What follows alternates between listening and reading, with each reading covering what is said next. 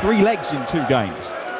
We have seen some big names knocked out already tonight. Gary Anderson, the biggest of the lot, the world champion, dumped out by Mervyn King, but the number 5 seed Kim Huybrechts was also beaten in this evening's session. The South African Devon Peterson accounting for him. Whoever wins this one will go through to the last 16 action tomorrow afternoon, and Daryl Gurney, the dude, Super Chin, the Northern Irishman, awaits. He managed to knock out the seeded Brendan Dolan in his match in this afternoon session. We have seen some phenomenal darts tonight. I'm Dan Dawson in the commentary box for this one, Rod Harrington alongside me, and we are hoping for more phenomenal darts over the next, or potentially 11 legs. Yeah, we certainly are. What a game to finish up the evening. I don't think there's one person that's walked out of this arena yet who stayed to watch this last game. Peter Wright has come off Premier League on Thursday night, beating Raymond van Barneveld. Stephen Bunting was a Premier League player last year. Failed to get in, mainly because he had a bit of a dull last 6 months of last year, but he assures me he will be in contention next year.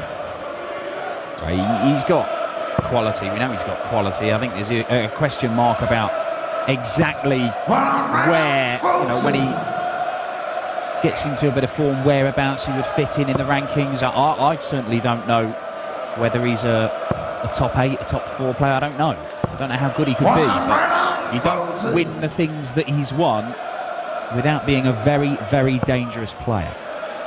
And Peter Wright has certainly underlined his credentials as potentially the next new major champion. He's come so close on a number of occasions.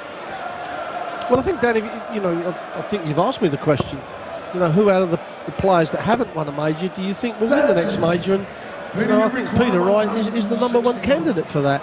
He's got plenty of bottle, he's got a great scoring game about him, and he's been nicked literally in a couple. I mean, Michael van Gerwen, he's 10-9 up against Michael. Michael takes out 129. Yeah. That is like daylight robbery. Yeah, it was in the final of the World Series finals, wasn't it? Yes.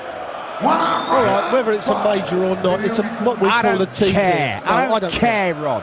No. Don't talk to me about what a major is. They're all majors. Everything's a major. Peter Wright. Ooh, now Stephen Bunting will look at the 19s here. 26. Needs to find the treble. Doesn't find the treble, so Peter Wright to hold his throw. Wants double 8.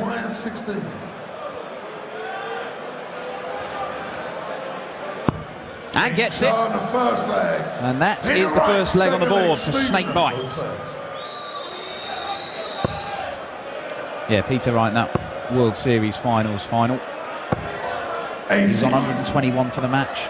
Didn't manage to get a dart at a double. He was on 90 for the match when MVG took out the big finish. He made the final of the UK Open. He's been a finalist at the Worlds. He was a semi-finalist at the European Championship, and again that man Michael van Gerwen did for him in another close game. Been tantalisingly close to that big major breakthrough, and you get the feeling that if he did get one, it might be one of a few. I think you're totally right. I think it's always hard to win that first one. Always hard to win your first game on TV, and then your first tour event, and then your first European event. Then your TV events, it's all a learning curve. And I mean, he lost in the final in Tokyo last year as well, and played exceptionally well over there. Took out a 1-4-1 in the final leg in the semi-finals. Yeah, to beat Phil Taylor, wasn't it? It was. And there's success begets success. This is my argument, that when you win something, when you have success, you become more confident, and we see that confidence has a physical effect in sporting performance. Even if it's just a tiny one of avoiding choking, avoiding seizing up, having belief in your ability to just do your repeatable action over and over again, and not jerk or snatch or just completely have a mental breakdown and not think properly. It's the ability to think clearly and execute your game plan when it really, really counts. And when you've done it once, it surely becomes easier to do it again. You're not a shrink on part-time, are you? I spent a lot of time arguing about this with Rod Stubb. A lot of time. And that's an argument that you don't want to get into. To be fair, I think I've gone through the various stages of grief, having been denied a 9-darter by Benito van der Pas. I'm currently at the anger stage. I'm angry that we haven't had a 9-darter on the European Tour since Ross Smith in 2013. In Gibraltar, that was? It was. And that is double 10 for Stephen Bunting to level it up at 1 apiece. I have just suggested, not that I think it's any extra incentive, but it does add a bit of spice, particularly when it's been so long since a 9-darter on the European Tour. What if we had a rolling pot for a 9-darter on the European, just for the European Tour, even if it was just a grand per event? We'd have a heck of a pot by now. Yes, we would. I mean, we have 5,000 for TV events.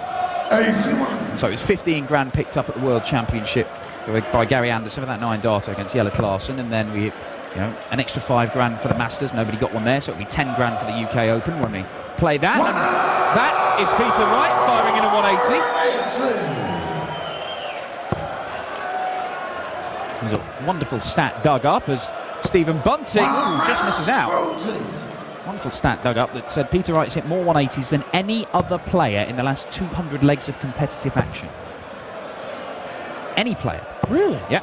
Even above Chisnall? Even Chisnall. I know I gave you the stat earlier on about Chisnall being the biggest 180 hitter over the last 2 Premier Leagues, but over the last 200 legs... No, that is right, within the frames of the question that I had set. But when you slightly shift the parameters, the last 200 legs... Peter Wright, and that is a very, very impressive 11-darter.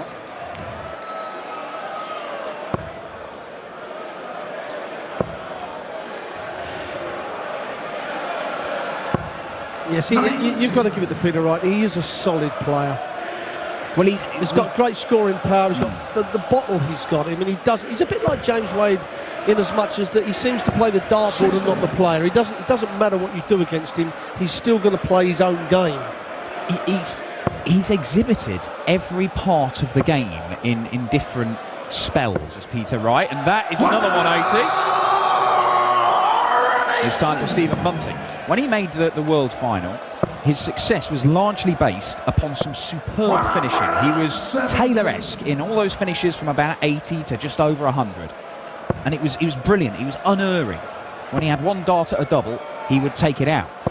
Now, that stat highlights, he's really focused on his scoring power, and that's one of the reasons why he's changed his darts so often. He's gone for thinner darts than he used to have because he finds it easier to fill up the treble bed.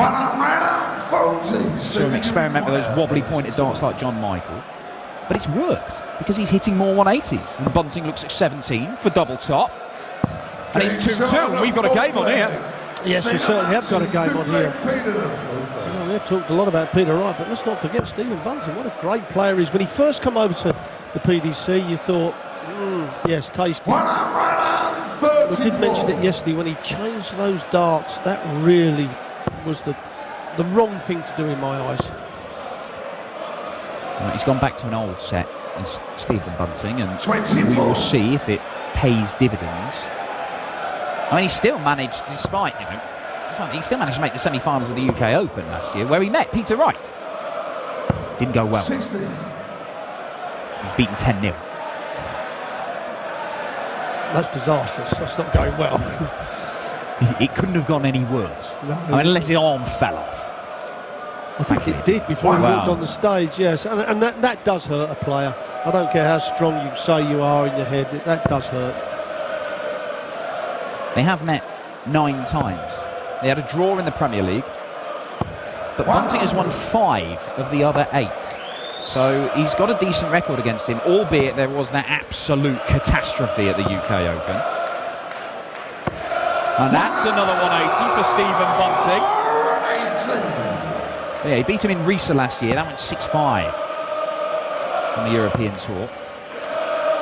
Peter Wright looking to hit back. 120. He did 1-3.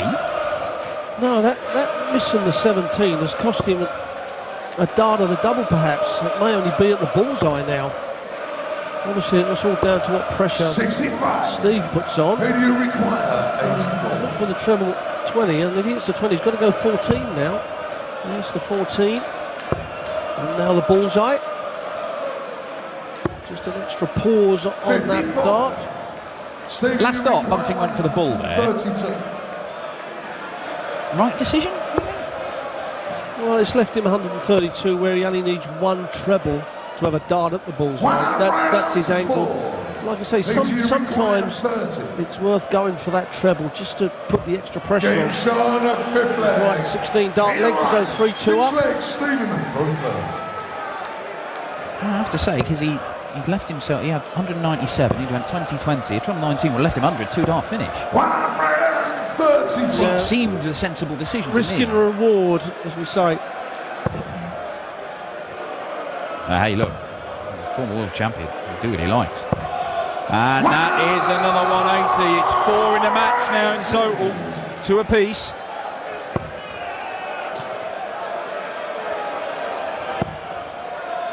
We saw some encouraging signs from Stephen Bunting at the World Championship. He was beaten again by Raymond van Barneveld for the second year running, but it was another absolutely classic encounter between the two of them. And hang on. Why? Where are the perfect legs? I think they walked the guys on the stage before the match. 59. 5 perfect darts to start this leg from Peter Wright. All right, it's not a 9-darter, but he has put himself in an excellent position to get a break of throw. It would be the first one of the match. 105. No, I understand like the 25. I know you like that 25. Yeah, because it gives him a dart at the double and not at the bullseye. That percentage works. 85. Who do you require? 76. So 76 for Peter Wright to break the throw of the bullet. He's only going to get 1 dart, and it's at double top. And he gets it, and it's a 12-darter to break. Peter Wright. 7th leg, Peter to throw first. Well, a good solid performance from Peter Wright at the moment, and now some work to be done by Stephen Bunting. That's Wright has got the throw, and he's straight back in that treble 20. 140. Yes, this is a very impressive performance from Peter Wright, as underlined by those stats there. 106 average overall. Look, we have seen a number of players throwing those sort of numbers halfway through a game, and it's dipped towards the end. Can Peter Wright continue this level of performance? Because if he can, Stephen Bunting is going to have to do something pretty drastic to turn it around. We're talking 2, 3, 12-dart legs in a row. 67% of his doubles, both of them, in fact. 57. Well, Stephen's going to have to up his front 9 average by 20 and his overall average by 10. If Wright keeps this up. 65. Again, judicious use of the 25. Gets him down to 156, so that'd be 2 trebles for a dart at a double rather than 2 trebles for a dart at the bullseye. See, in that respect, if Bunting hit at 180, he still can't leave a double. So, you know, in my day, you just score until you get down, and then, but now you prove me wrong. Prove me wrong. Prove me wrong. This. As I was saying, he left the 25 to leave the 156 because he knew he was going to take the 156 out. You know nothing. I absolutely know nothing. I'm giving up and going home.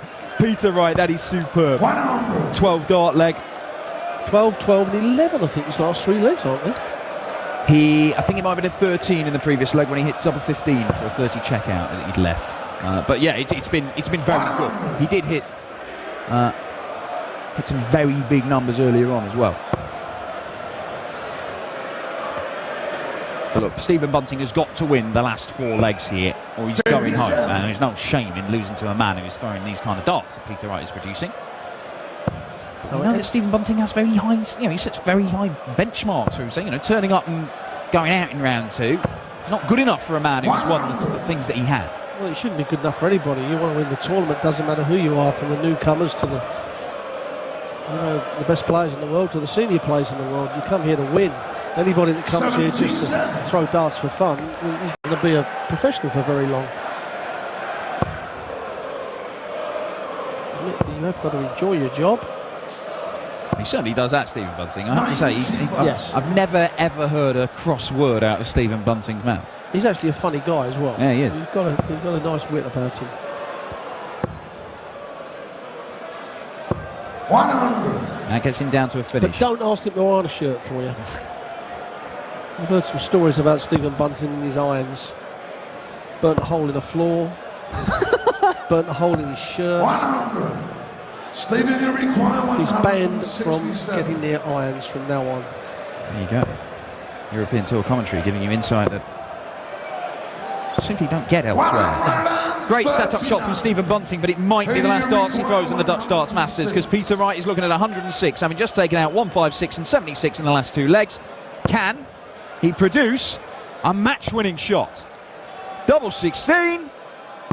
74. Not Steve, to be. You require 28. Well, take this out, Steve, and then one leg at a time. He's still in. That's exactly what he's done. Stephen Bunting, ninth leg, Peter to throw first. However, he's got to break Peter Wright on two occasions, and the way Wright is playing, that is a real tough task. Yeah, when he's in this mood, Peter Wright, you just get the feeling that he can just throw like this all day and all night. Well, you can see it in his demeanour as well. You know, he's very quick to get to the board, very quick to get back. The fifth 180 of the match. And three of them have gone to the bullet. He's probably going to need a couple more if he's going to turn this around. 96. Well, we say, you know, if you're going to hit 180s, hit them against the throws. That's when they do the most damage. Yes. There we go. 95.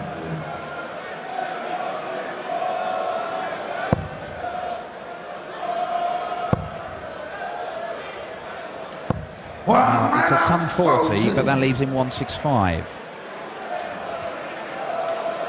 He had no choice there, though. I mean, again, you just pound the treble 20 and get down as quick as you can.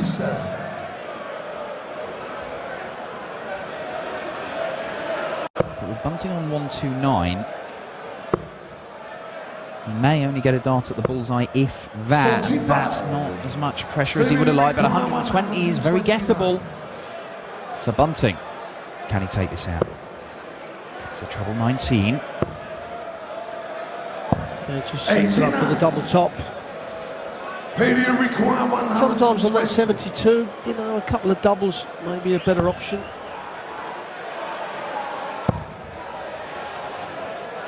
Doesn't get another match dart. Peter Wright. So Bunting for a break of throw, 5-4. Down for double 10. Game shot. Wow, it is. Puts the cat amongst the pigeons. Certainly does. One time it looked like Peter Wright was going to run away with it, but you know, and this is where we've seen the difference over the last couple of months in Stephen Bunting's game. He's gone back to these darts, he's more confident, and he's now producing some good darts. Well, look, he's had 2 years in the PDC Tour, and in that time he's had 3 major quarterfinals and 2 major semi-finals. And you don't do that unless you find some seriously good darts. What do your classes make again? Sharp hand. Not playing in games, it's major. Well, he's in there again. 140.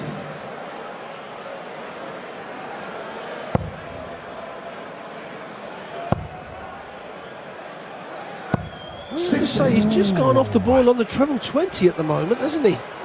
Just bear in mind that Peter Wright had a dart to win this 6-2. Right now, Stephen Bunting, if he can find another way, it's only a ton, but he's still 81 points ahead as he looks to level it up at 5-all and take us to a last leg decider, and maybe the comeback is on. 90. Well, he's certainly in a good position to take it to a decider. A fourth maximum here would be absolutely perfect. That is a perfect dart for him. Just having to move across. Force it through there. Right, yes, he can.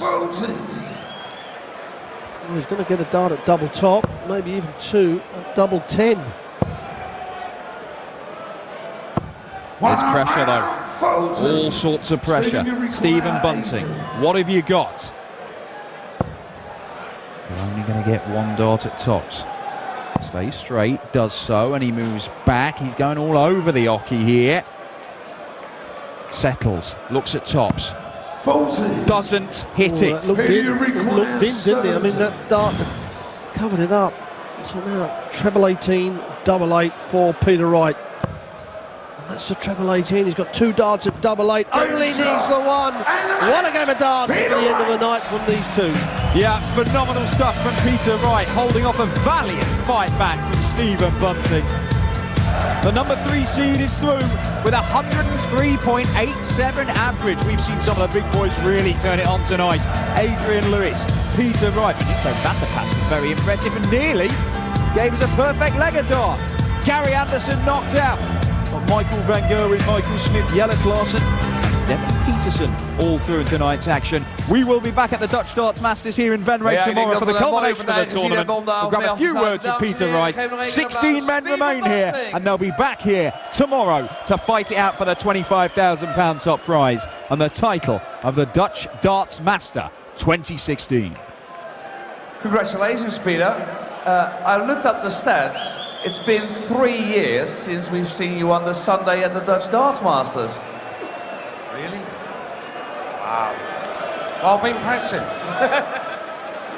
Great game, obviously. On forehand, I think Bunting, it's a really tough opponent to get in your first match on this stage, wouldn't it be? Yeah, it's most definitely. I played on here last year. I lost to Carl Anderson, who smashed me. And obviously, Stephen played last night, or yesterday, and with a 6-0 win. So I knew I was in for a hard game. But, you know, he wasn't quite on, you know. So I was lucky.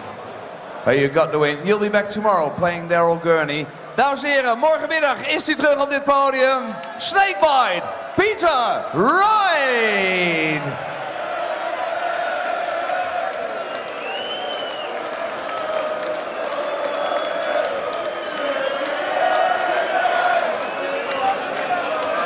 Ja, dames en heren, en daarmee zit de tweede dag van de Dutch Darts Masters 2016 erop. Het was een prachtige avond, het was een prachtige middag. We danken jullie allemaal hartelijk voor jullie komst. Jullie waren geweldig. Ik hoop dat jullie er morgen weer bij zijn. Ik zou zeggen voor nu, nou ja, bijna wel rusten. Maak de hal zo snel mogelijk leeg, zodat ook de mensen van de hal hier naar bed kunnen. Dan kunnen ze morgen weer voor jullie zorgen dat alles klaar staat. Tot zover, tot morgen.